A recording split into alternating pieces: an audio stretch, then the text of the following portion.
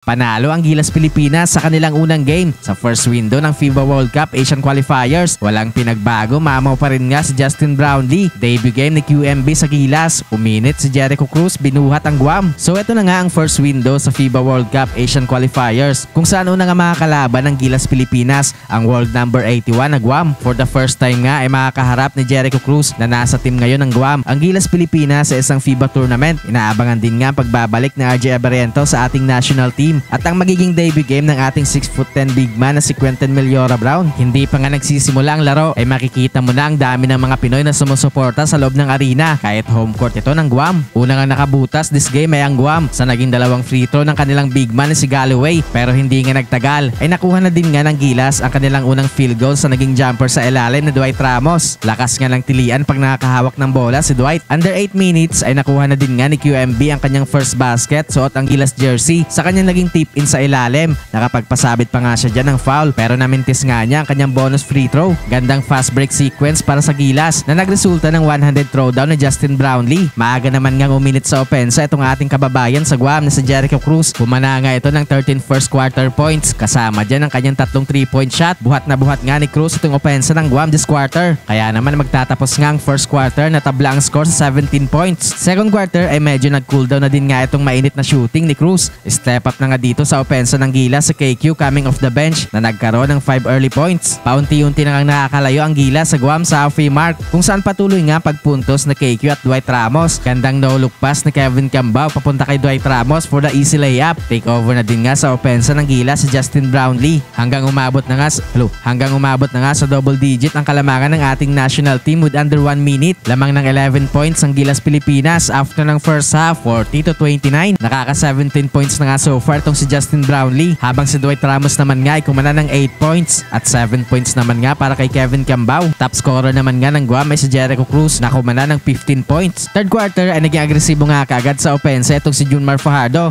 na nagkaroon ng 2 early field goals. Gandang depensa naman ni Dwight Ramos from defense to offense na nagresulta ng kanyang transition dunk. Lumulobo na nga itong kalamangan ng Gilas Pilipinas this quarter, kung saan unstoppable pa rin nga ang opensa ni Justin Brownlee. Gandang euro step ni Scottie Thompson, nakapagpasabit pa ng foul kay Jericho Cruz and 1. Umabot na nga sa mahigit 20 points itong kalamangan ng Gilas Pilipinas sa halfway mark. Agad naman ngang nagparamdam sa opensa itong kapapasok lang si Japet Aguilar sa kanyang naging short corner jumper. Tambak malala na nga itong Guam after ng third frame sa score na 64-36. Fourth quarter ay tila final score na lang nga itong inihintay this game. Na-maintain nga ng Gilas ang kanilang malaking kalamangan sa Guam. Hindi na din nga nagkaroon pa ng big time run ng Guam para makabalik sila sa game na ito. Kaya naman sa huli nga ay panalo ang Gilas Pilipinas sa first window ng FIBA World Cup Asian Qualifiers.